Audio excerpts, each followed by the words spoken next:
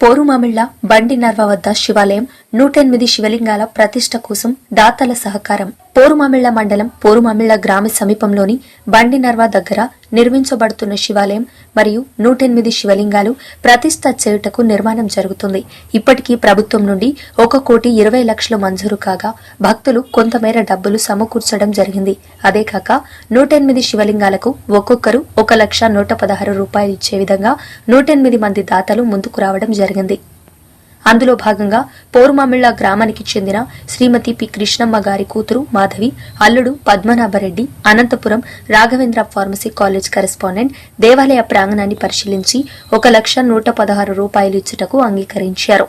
ఈ సందర్భంగా పోతిరెడ్డి నాగార్జునరెడ్డి మాట్లాడుతూ రాబోయే రోజుల్లో ఈ స్థలంలో నిర్మించబడుతున్న దేవాలయాలు కైలాసగిరిగా అభివృద్ధి చెందుతాయని, దాతలు ముందుకొచ్చి స్వచ్ఛందంగా ఆలయ అభివృద్ధికి సహకరించాలని, వారి పేరు శాశ్వతంగా నిలిచిపోతుందని తెలిపారు.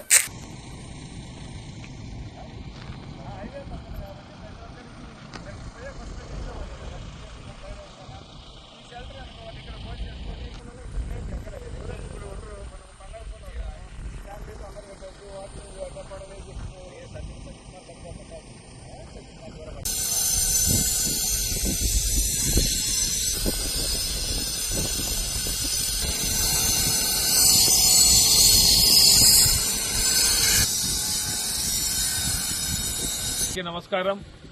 ఈరోజు పోరుమామిళ్ల మండలం పోరుమామిళ్ల గ్రామం దగ్గర ఉన్నటువంటి బండి నర్వ దగ్గర ఈరోజు ఇక్కడ ఉన్నాం.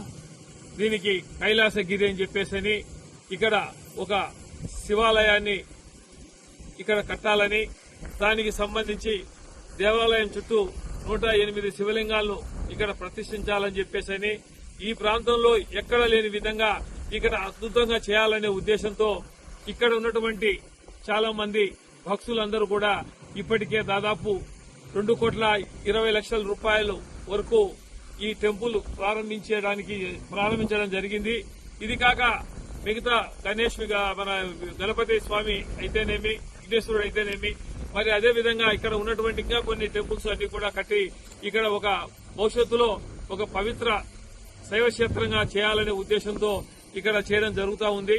కాబట్టి దీనికి తగినంతగా మా పోరుమామిళ్ల అంటే మా తల్లిగారు కృష్ణమ్మ గారి కుటుంబం నుంచి ఆయన కూతురు మరి ఆయన అల్లుడు పద్మనాభరెడ్డి గారు, మాధవి గారు, వారు ఇక్కడ 1,116,000 రూపాయల డబ్బులు ఇక్కడ వారు ఈ దేవాలయానికి ఇవ్వడం జరిగింది. కాబట్టి ఇదే విధంగా నేను కోరుకునేది ఏమంటే, చాలా మంది దాతలు ఉన్నారు, డబ్బులు ఉండే వాళ్ళు ఉన్నారు. ఇక్కడ ఏదైతే ఇక్కడ ఇస్తామో ఇది మనం ఉన్నా లేకపోయినా కూడా చిరస్థాయిగా శాశ్వతంగా వారి పేరు నిలిచిపోతుంది.